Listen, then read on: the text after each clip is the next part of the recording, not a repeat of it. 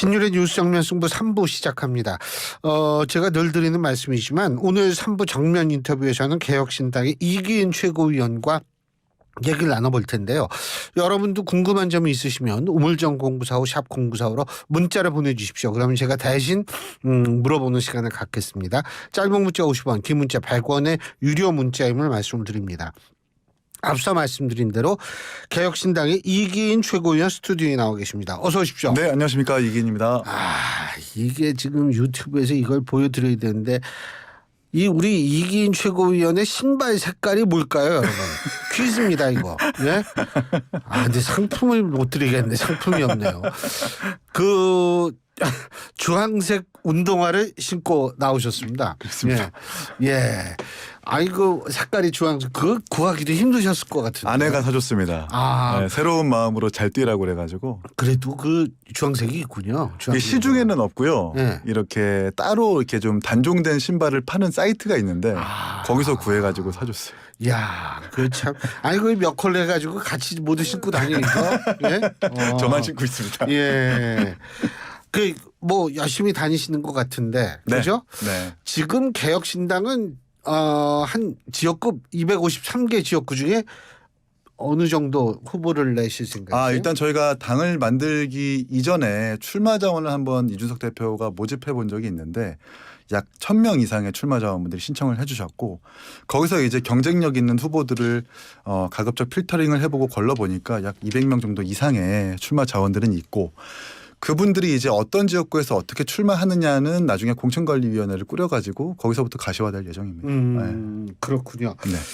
그 말이 나오니까 제가 궁금한 게 이준석 대표 물론 우리 이기인 최고도 지역구에 나가시는 거죠. 저는 지금 경기도의원이기 때문에 그렇구나. 공직자 사퇴 시한이 지나서 예. 그때 이제 당이 만들어지지 않은 상태라 지역구 출마는 안 하고 이준석 대표와 천하람 최고위원 같은 경우는 지금 지역구 출마를 선언을 했고 그렇습니다. 이준석 대표 지역구 나가요? 비례가 아니고. 그렇습니다. 예. 네. 어느 지역 나가요? 그거는 잘 모르겠고요. 예.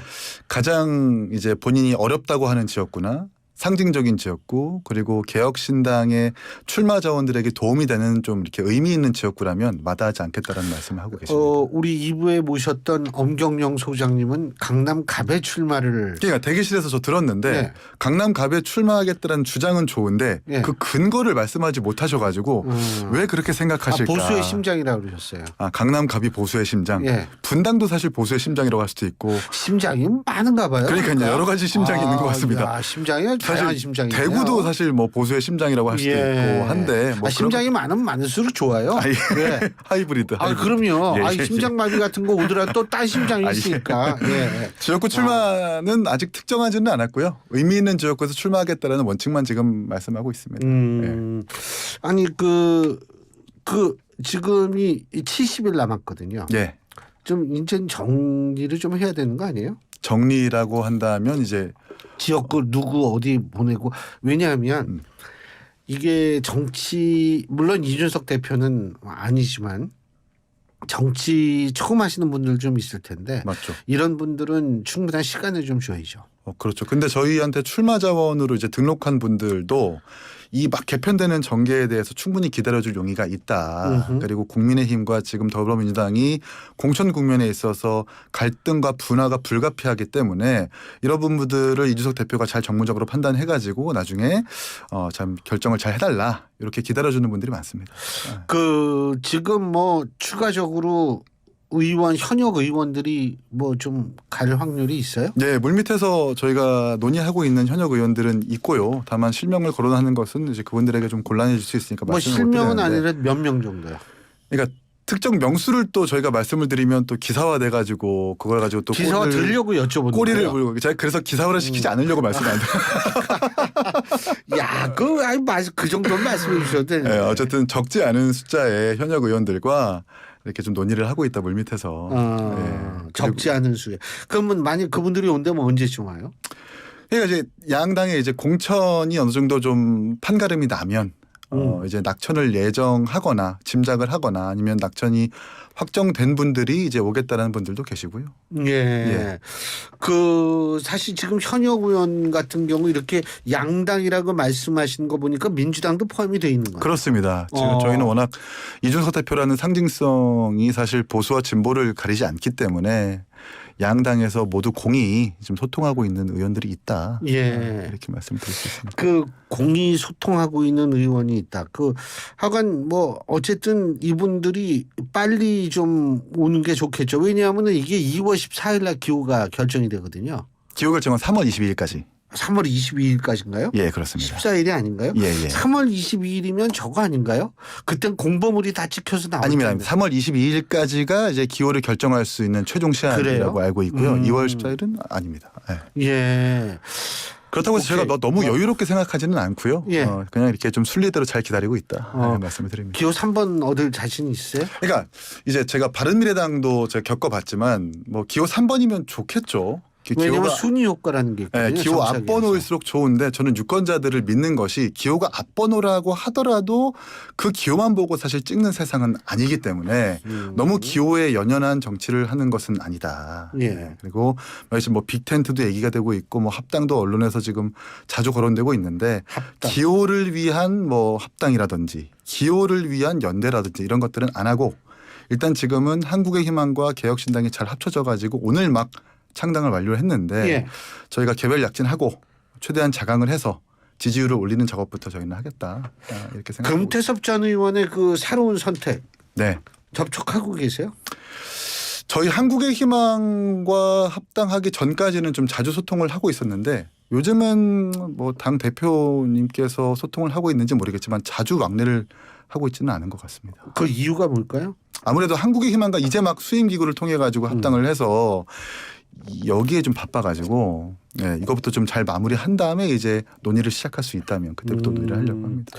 그 저 개혁 미래당 그 하고도 뭐 합당할 가능성이 없나요? 원래는 이제 그 한국의 희망과의 합당 이전까지 제3세력이라고 하는 여러 신당들과 김용남 정책위 의장이 이런저런 소통을 하고 있었었는데 이제 새로운 미래와 미래대연합이 공동 창당을 선언한 이후에는 별도로 교섭을 하고 있거나 소통을 하고 있지는 않습니다. 다만 당내 구성원들의 개인적인 소통은 하고 있는 걸로 알고 있는데 공식적으로 소통하는 교섭은 없습니다.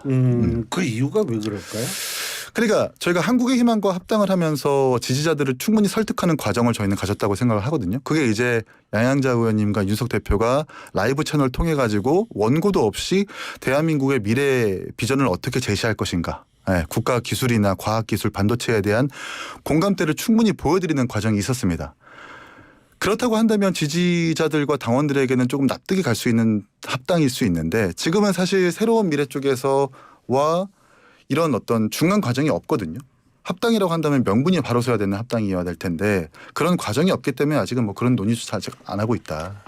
그 개혁 미래당이죠. 그 당명 가지고도 좀 기분 나빠하는 모양인데 기분 나쁘세요? 그러니까 이기인 최고. 뭐 기분 나쁘다기보다는 그래도 제3지대에서 어느 정도 지지율이 잘 나오는 저희를 좀 본받으려는 거라서 뭐 기분이 나쁘진 않고 기분이 뭐 좋지도 않고 나쁘지도 않는데 어쨌든 거대한 양당은 홍보가 잘 되어 있기 때문에 사실 별다른 홍보가 필요가 없는데 이제 막 만들어진 신당들은 사실 정치에 관여되어 있지 않은 대다수의 국민들한테 익숙하지 않습니다. 그렇기 때문에 홍보에도 열을 올려야 되고 개혁신당이 누구에 의해서 만들어졌는지 어떤 것을 지향해야 되는지를 명확하게 알려주는 숙려와 숙성의 기간이 필요한데 거기서 이름을 비슷하게 해버리는 순간 혼선이 있을 수 있거든요. 심지어 오늘 국민의힘에서 만들겠다고 하는 위성정당의 이름도 국민의 미래인가 그래요. 국민의 길 아니에요? 국민의 미래. 아까 단독 기사를 통해서 나온 게 국민의 미래거든요. 그건 정확한 정무적 전략이 있는 거죠.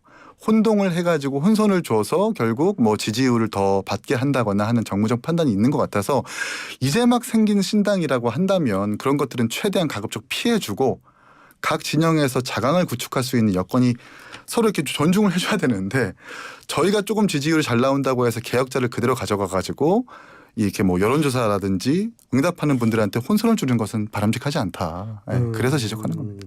지금 그리고 아까 이제 이준석 전 대표의 상징성 뭐 이런 말씀하셨는데, 네. 그 이준석 대표가 얘기했던 그 그 65세 이상 무료 승차 문제, 무임 승차. 예. 무료 승차라고 하는 것이 나을 것 같아요. 무임 승차라는 것보다는 전 무료 승차라는 표현이 나을 것 같은데 예. 그거 문제 제기 잘했다고 보세요? 네, 저는 잘했다고 봅니다. 왜요? 그러니까 이걸 되게 갈라치기라고 막 또 비난하시는 분들이 계신데 예.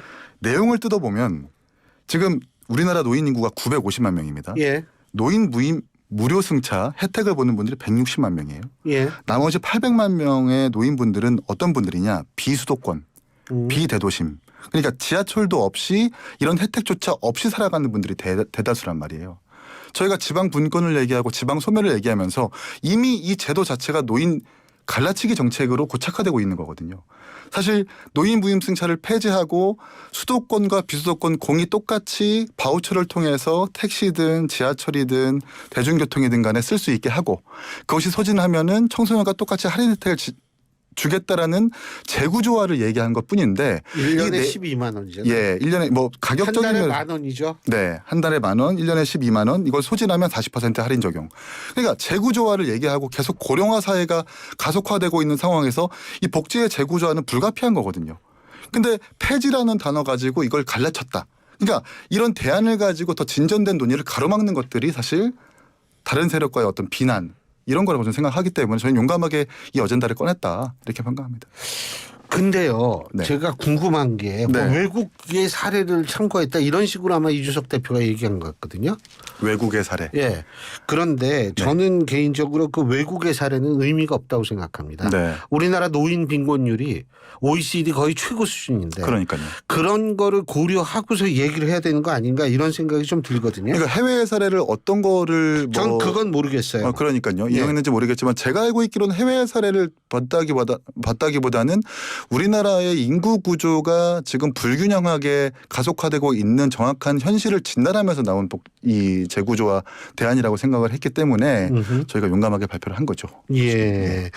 그 지금 말이에요. 네. 그 지금 60대 이상의 세대가 전체 유권자를 차지하는 비율이 31.4%입니다. 이건 뭐냐면 네. 2023년 10월 기준으로 중앙선거관리위원회와 행정안전부 주민등록 인구 통계에 의해서 제가 말씀을 드리는 건데 네.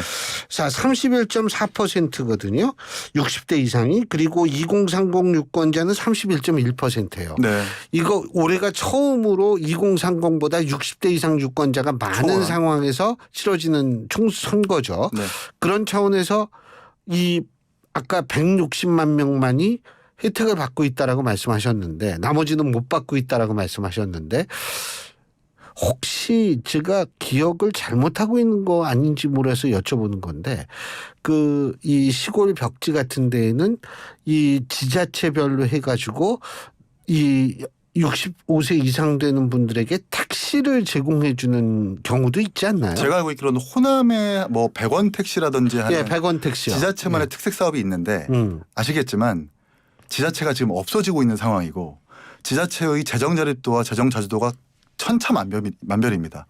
분당과 같이 뭐 판교 테크노밸리나 반도체 산업 단지가 있는 데는 세수가 충분히 들어오기 때문에 그 재정 자립도로 그런 특화 사업이 가능할지 몰라도 지방의 대다수의 지자체는 그런 사업에 엄두도 못 내요. 그렇기 때문에 이것을 국가로 가져와 가지고 800만의 노인분들에게 혹은 수도권 도심 노인들에게 공평하게 혜택을 주자라는 취지인 거죠. 이 여성 중에서 경찰 공무원 소방공무원 가려면 군대 가야 된다. 그거 어떻게 보세요? 여성 희망복무제. 그러니까 저희는 용감하게 얘기를 했죠. 그러니까 또 이걸 가지고 또 이준석 씨 갈라치기다부터 시작해서 혐오다. 혹시 교수님도 그렇게 생각하시나요? 저요? 네. 예. 그러니까 제가 좀 이렇게 세게 말씀을 드리고 싶어요. 너무 천하태평한 소리들을 지금 하고 계시다. 예. 왜냐하면 저출산에 따른 국방력 손실이 지금 생각보다 굉장히 심각합니다. 예. 포천의 6군단, 양양의 8군단 해체됐고요. 1사단, 2사단, 24단, 27사단도 해체됐습니다.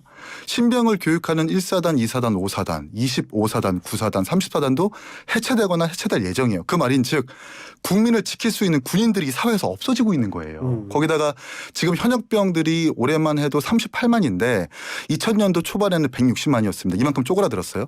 근데 38만도 유지를 하려면 출산율이 뒷받침되어야 되는데 지금 작년에 한 해 태어난 아이가 25만이에요. 남녀 성비를 똑같다고 가정했을 때 2045년에 입대할 수 있는 현역병이 12만 5천 명밖에 안 됩니다. 그럼 지금보다 3분의 1 수준이에요.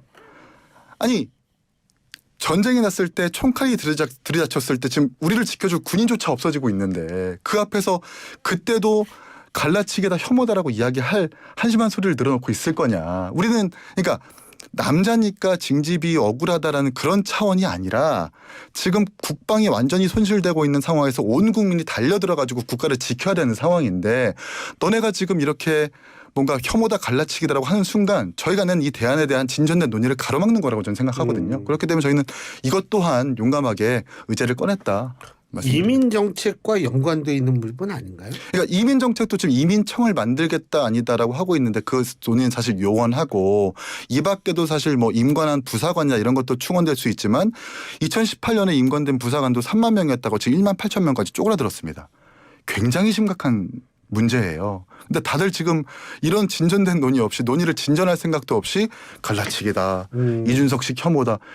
이거 북한이 지금 매해마다 100만 군대를 유지하는 이유는 있거든요. 미국도 마찬가지고. 너무 우리나라는 좀 아니한 인식들을 가지고 정치권에서 가지고 있는 것 아닌가.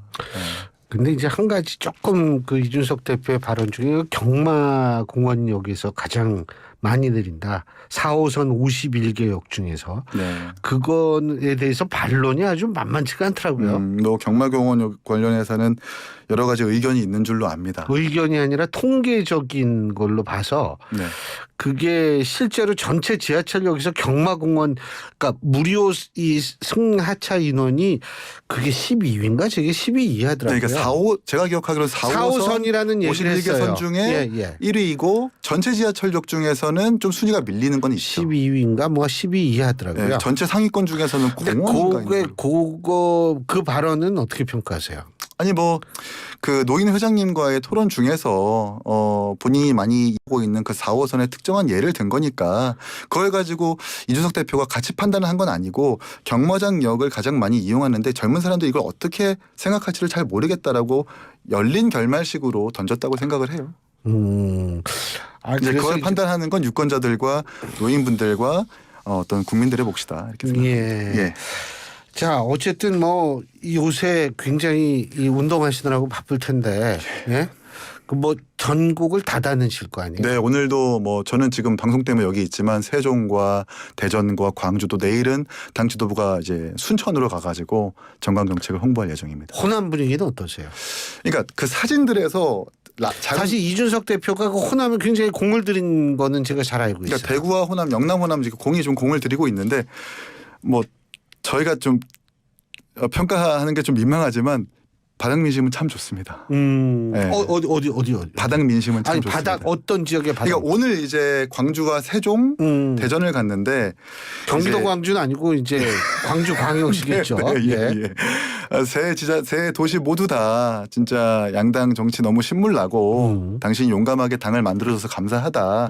좋은 정치 해보라라고 막 아주 여러와 같은 응원을 보내주셔서 감사하게 열심히 하고 알겠습니다. 뭐 하여간 저는 아까 그 운동화가 아주 눈에 확 들어가지고 그거 좀 여러 켤레 사가지고 좀 저 같이 신고 다니면 눈에 확 들어올 겁니다. 명심하겠습니다.